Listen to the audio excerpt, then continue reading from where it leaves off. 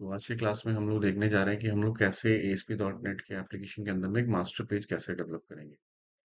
और अगर हमारे पास कोई HTML थीम है तो उस थीम के अकॉर्डिंगली हम उसको मास्टर पेज कैसे बनाएंगे।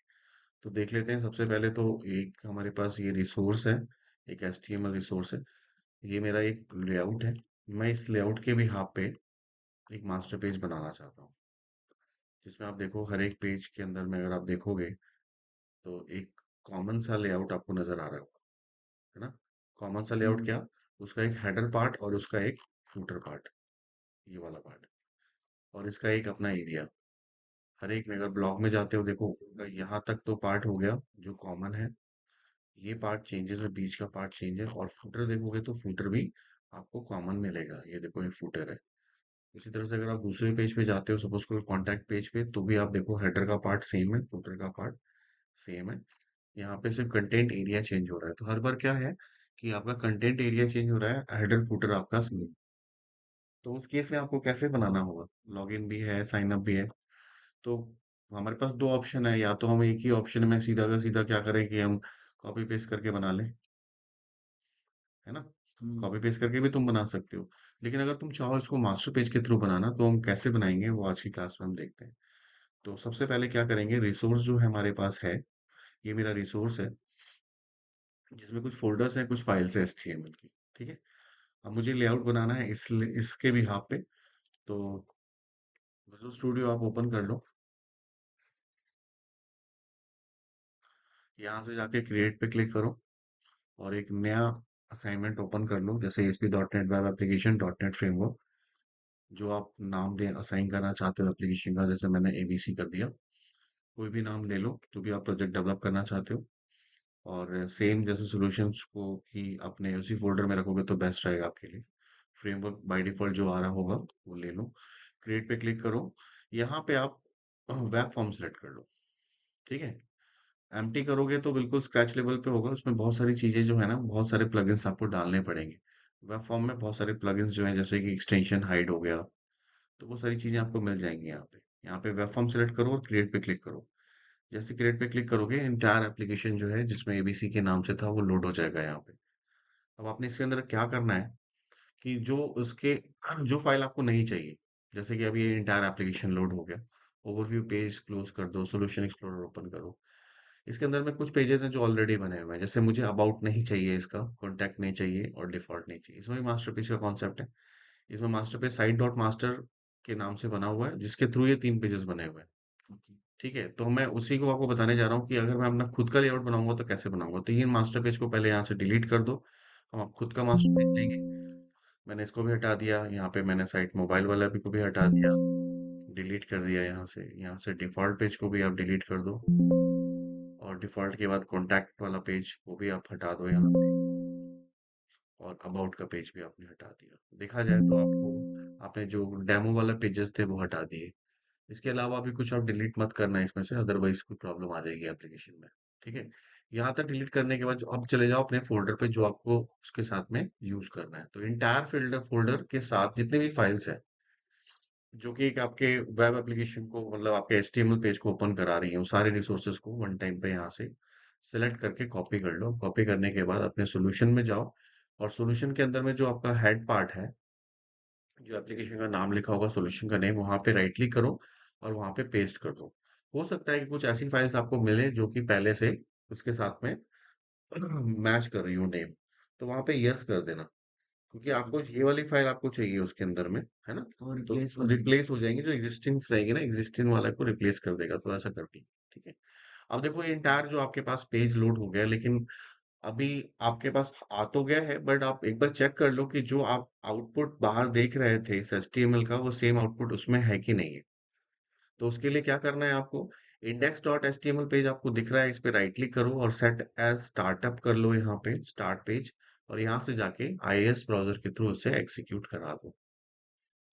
तो ये आपके ब्राउजर में एक बार कंपाइल हो जाएगा तो आपको आउटपुट नजर आ जाएगा। आउटपुट में कभी कभी क्या होता है कि हम जब कॉपी पेस्ट करते हैं ना, तो कुछ रिसोर्सेस रह जाती हैं उसमें, हम्म, तो आउटपुट प्रॉपर नहीं आता है। तब देखो यहाँ पे प्रॉपर मेरा आउटपुट आ गया है, इसका मतलब एवरीथिंग इज फाइन। तो हम क्या करते हैं, इसको क्लोज करते हैं। क्लोज करने के बाद अगेन सॉल्यूशन में जाए। अब देखेंगे इसके अंदर में कि जो हमने पेजेस अभी बनाए हैं इसमें से कॉमन पेज कौन सा है, तो देखा जाए सारे कॉमन है। और हमें कौन कौन से पेजेस हैं जो कि एडमिन लॉगिन के बाद बनाना है, या यूजर लॉगिन के बाद बनाना है, या फिर हमें एक फ्रंट डेस्क पे बनाना है। हो सकता है आपके एक एप्लीकेशन में एक से ज्यादा मास्टर पेज हो, तो उसके लिए आपको क्या करना होगा, कैटेगराइज करना होगा। कैटेगराइज कैसे करना होगा, उसके लिए आप अलग अलग क्या करोगे, सोल्यूशन में अलग अलग फोल्डर बनाओगे, उस फोल्डर के अंदर में उसको उस पेजेस को स्टोर करोगे, और उसके अंदर में उसके मास्टर पेज को स्टोर करोगे। ध्यान रखना मास्टर पेज उसी फोल्डर है। जैसे मान लो मैं पूरे इंटायर के लिए एक ही मास्टर पेज बनाना है मुझे, तो मुझे यहीं पे यूज करना है, यहीं पे करूंगा। अगर सपोज कर लो मुझे एक एडमिन के लिए मास्टर पेज बनाना है, तो मैं क्या करूंगा, सबसे पहले एडमिन का एक फोल्डर यहाँ पे क्रिएट करूंगा।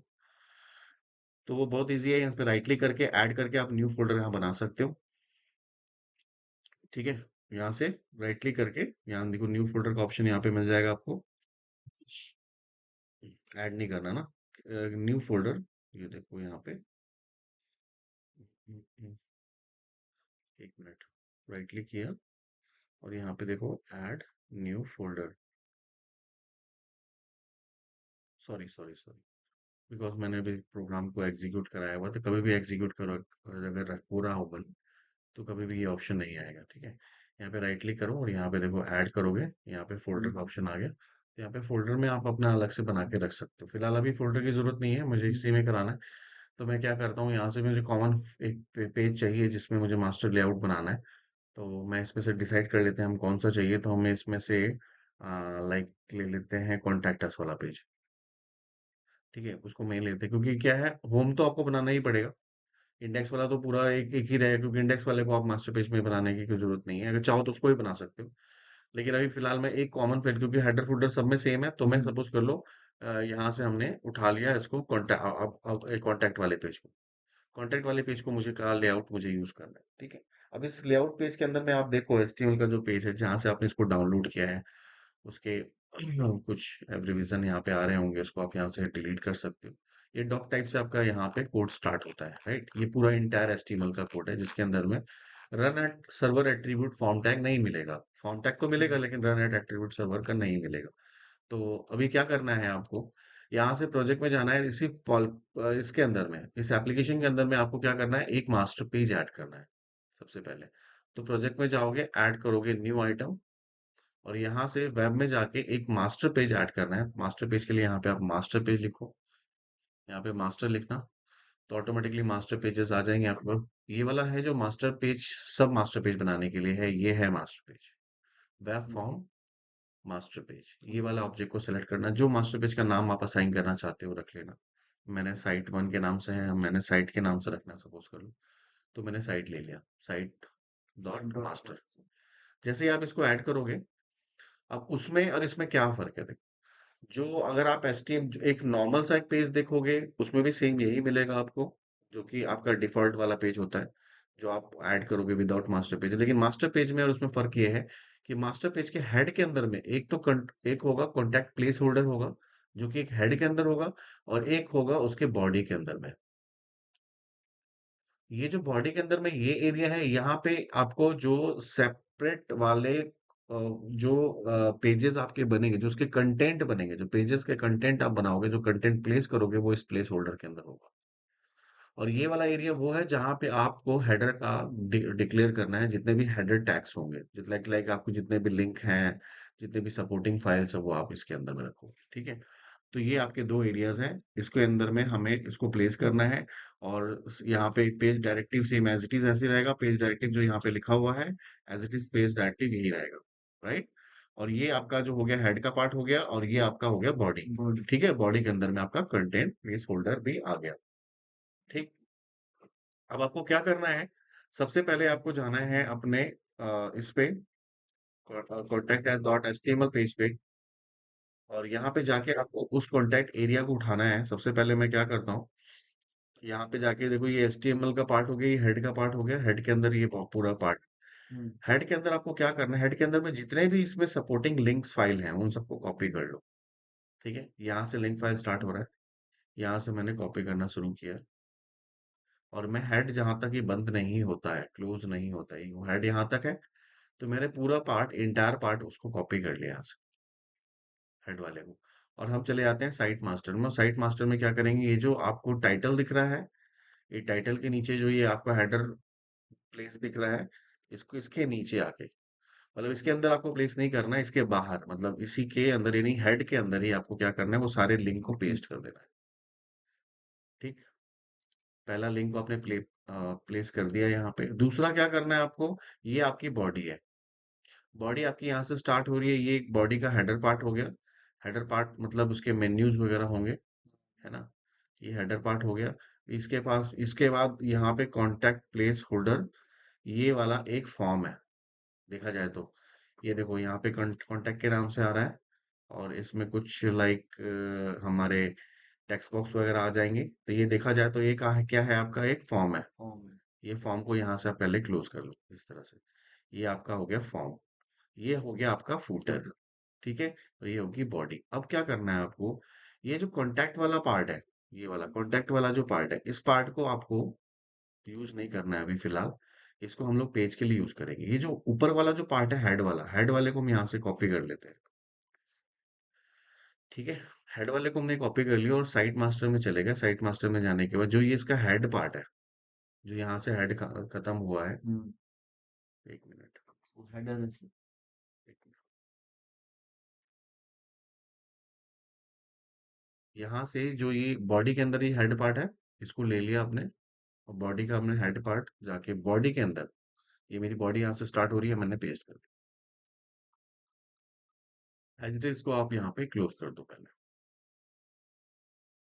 ये आ गया, यहाँ से इसको आप क्लोज कर दो। ये आपका हेड पार्ट हो गया।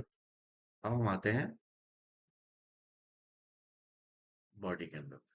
यहाँ से आपका फॉर्म टैग शुरू होता है, ये आपका बॉडी का पार्ट है, फॉर्म टैग के अंदर रहता है। नीचे आ जाओ इसके, यहाँ पे आ जाओ। फॉर्म टैग के अंदर में ये आपको ध्यान रखना है, जो ये आपका कंटेंट प्लेस होल्डर है, इसके अंदर आपको कुछ भी नहीं देना, बिल्कुल ब्लैंक रहेगा ये। ठीक है, यहाँ पे अगर आप चाहो तो आपकी बॉडी का जो CSS वगैरह क्लासेस होती है, वो आप यहाँ पे यूज कर सकते हो। मतलब यहाँ पे डिव के अंदर उसको क्लासेस वगैरह डाल सकते हो, लेकिन आप उसके अंदर में कुछ, आपको इसके अंदर में कुछ मटेरियल कुछ नहीं रखना आपने, राइट। अब आपने क्या करना है, उसके बाद आप फूटर की बात करते हैं। फूटर में क्या करेंगे, यहाँ से जाएंगे, ये वाला पार्ट हो गया उसका, कंटेंट वाला पार्ट हो गया। ठीक है, इसको भी यहाँ से हम क्लोज करते हैं। और ये वाला पार्ट मेरा फूटर का हो गया। फूटर को यहाँ से अगेन हम यहाँ से कॉपी करते हैं, और कॉपी करने के बाद साइट में जाते हैं, यहाँ पे फूटर को भी प्लेस कर देते हैं। अब मेरा हेडर और फूटर दोनों आ गया इसके अंदर में। ठीक है, कंटेंट प्लेस होल्डर मेरा जो है ब्लैंक है, उसको हम ऐसे ही छोड़ देते हैं, इसको हम सेव कर देते हैं। सेव कर दिया। ये साइट वन के नाम से मैंने एक बना लिया। अब मुझे सपोज कर लो एक पेज बनाना है, कॉन्टैक्ट का ही पेज बनाना है। अभी तो ये कॉन्टैक्ट पेज था, वो HTML पेज है, मतलब एक इंडिपेंडेंट पेज है, कंटेंट पेज है। लेकिन ये मास्टर पेज के थ्रू हम ये कंटेंट पेज में बनाने जा रहा हूँ। तो कैसे बनाएंगे, बनाने के लिए आपको जाना है, प्रोजेक्ट पे जाना है और ऐड करना है न्यू आइटम। अब यहाँ पे आपको सिलेक्ट करना है वेब फॉर्म विथ मास्टर, ये वाला। पेज का नाम पहले जो था पर कंटेंट कॉन्टैक्ट का पेज था, वो HTML का पेज था, जो कि इंडिपेंडेंट पेज था। अब ये मास्टर पेज के थ्रू बना रहे हो, तो अब यहाँ पे क्या करोगे, कॉन्टैक्ट के नाम से आप एक पेज ले लो। इसमें एक्सटेंशन डालने की जरूरत नहीं है। इस बार हम क्या कर रहे हैं, इस बार हम वेब फॉर्म विथ मास्टर को सिलेक्ट कर रहे हैं। ठीक है, पहले हम वेब फॉर्म करते हैं, वेब फॉर्म मास्टर करेंगे, ऐड पे क्लिक करेंगे। जैसे ऐड पे क्लिक करेंगे, ये हमसे पूछेगा कि कौन सा मास्टर पेज है। एक एप्लीकेशन में एक से ज्यादा मास्टर पेज आप ले सकते हो।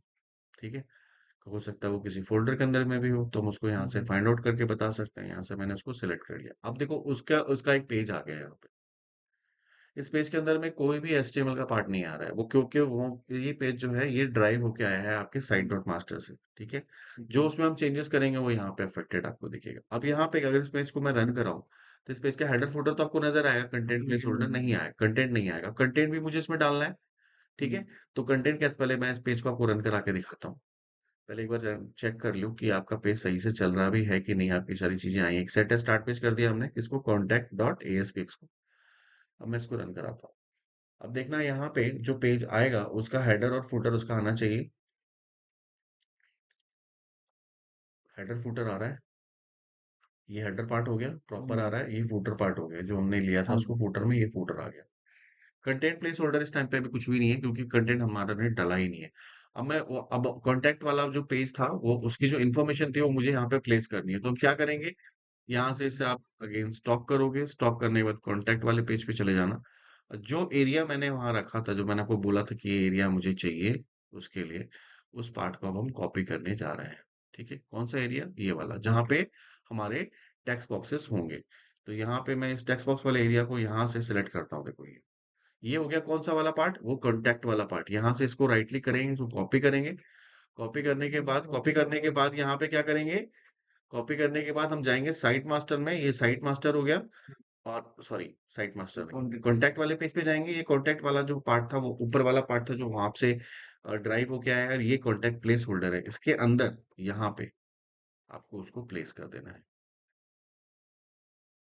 ठीक है, अब इसको एक बार सेव कर लो इसे, और इसको दोबारा रन करके देखो। अब दिखेगा आपको कि वो जो कॉन्टैक्ट एरिया वाला जो ऑब्जेक्ट है वो भी आ गया है, प्रॉपर आ गया। ठीक है, उसी तरह से आप कई सारे पेजेस बना सकते हो। आप सपोज ब्लॉग का पेज आपको बनाना है, तो ब्लॉग का पेज बनाना है तो क्या करोगे, ब्लॉग वाला जो मटेरियल है, जो मटेरियल ब्लॉग वाला है, अब ब्लॉग का पेज बनाना है तो यहाँ से जाएंगे, ऐड करेंगे न्यू आइटम। न्यू आइटम के अंदर में हमने क्या किया, वेब फॉर्म विद मास्टर, और यहाँ से जाके मैंने लिख दिया यहाँ से ब्लॉग, ब्लॉग डॉट एएसपीएक्स अपने आप आ जाएगा। ऐड कर लिया, साइट मास्टर के थ्रू है, ओके कर दिया, पेज आ गया। अब ब्लॉग का मटेरियल मैं क्या करूंगा, ब्लॉग में उठा के डाल दूंगा। अब यहाँ देखो, अगर ब्लॉग का पेज आपके पास बना हुआ है, उसका एचटीएमएल पेज,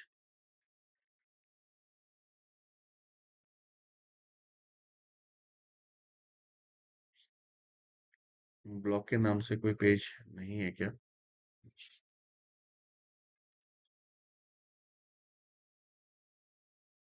हाँ, ये टाइपो के नाम से पेज है। ठीक है, हम इसी को ब्लॉग ले लेते हैं, टाइपो को। ठीक है, तो टाइपो के अंदर में तो पूरा पेज तो मुझे कॉपी पेस्ट करने की जरूरत ही नहीं है, सिर्फ मुझे क्या करना है, उसके ऑब्जेक्ट को लेना है। तो ये मैं टाइपो को, ये मैंने ओपन कर लिया। हेड मुझे नहीं चाहिए, बॉडी में मुझे उस सिर्फ वो चाहिए, कंटेंट पार्ट, ये कंटेनर हो गया उसका। तो बस कंटेनर को क्या करेंगे, यहाँ से कंटेनर को कॉपी कर लेंगे यहाँ से, और कॉपी करने के बाद जो ब्लॉग वाला पेज बनाया है, इस कंटेनर के अंदर में कंटेंट प्लेस होल्डर के अंदर प्लेस कर देंगे, दैट्स इट। ठीक, ठीक है, अब इस पेज को आपको रन करा के देखना है। आप देखो, अब जो आपने पेज बनाया है दूसरा, जिसका नाम क्या था, ब्लॉग, भी आपका उसी फॉर्मेट के अंदर में आपका रन करेगा। सेट है स्टार्ट पेज, एग्जीक्यूट। तो you can make multiple pages, है ना। देखो अभी ये भी पेज बन गया आपका, हेडर फुटर। जैसे कि इसमें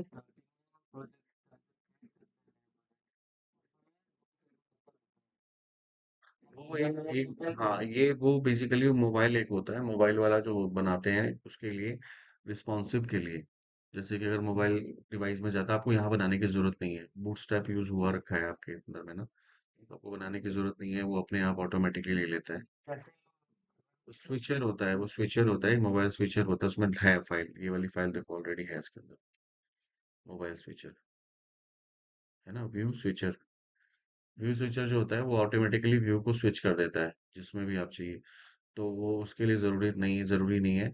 इनिशियली कभी-कभी क्या होता है कि मोबाइल वाला जो ऑब्जेक्ट हम लोग इसलिए ले लेता है ये, कभी-कभी अगर जैसे हम लोग मोबाइल डिवाइस के एप्लीकेशंस डेवलप करें, जैसे मरीन वगैरह में वेब फॉर्म वगैरह बना के, तो उस केस में वो ऑब्जेक्ट यूज़ में आता है। आप चाहो तो आप उसकी जगह, साइट मास्टर की जगह पे मोबाइल साइट मास्टर पे काम कर सकते हो। उसका लेआउट सेम वही होता है, बट उसमें चेंजेस हम इस तरह से कर सकते हैं। तो ये चीजें होती हैं, जैसे आप कई सारे पेजेस इसमें डेवलप कर सकते हो, और कई सारे फोल्डर्स बना के उसको अलग अलग कैटेगराइज भी कर सकते हो। मतलब एडमिन के लिए अलग से आपने एक थीम ले लिया, सपोज कर लो एचटीएमएल का, उस थीम के लिए अलग से एक मास्टर पेज ले लिया, उसके थ्रू आपने जितने भी एडमिन के पेजेस बनाए वो सारे आपने उसके हिसाब से बना दिए।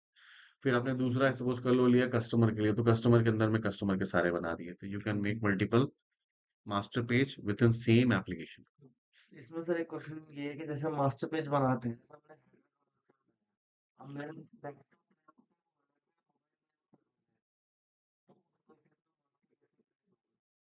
देखो डेस्कटॉप का अलग है मास्टर, और उसका अलग है, तो तुम्हारे को तो मास्टर पेज के रिसोर्सेज तो सेम ही होंगे ना, ऑब्जेक्ट के रिसोर्सेज तो तुम्हारे सेम ही है। हाँ, ये तुम्हारा जो बूटस्ट्रैप है यहाँ पे जो यूज यूज करोगे आप, ये क्या करेगा, ये एक रिस्पॉन्सिव टैग है। जैसे तुम यूज करोगे, जिस एप्लीकेशन में तुम उसको खोलोगे वो ऑटोमेटिकली वहां पे कॉल हो जाएगा। वो उसके हिसाब से उसका उसकी जो रिस्पॉन्सिव जो ऑब्जेक्ट है जहाँ पे वो शो कर रहा है वो ऑटोमेटिकली अकॉर्डिंगली कॉल हो जाएगा और आपको वही व्यू मिलेगा जो आप चाहते हो।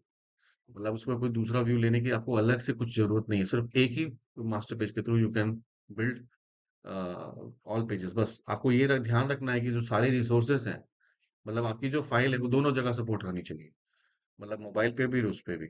तो इसको मैं एक बार स्टॉप करता हूँ पहले, और फिर नेक्स्ट सेशन में इसको हम लोग करेंगे।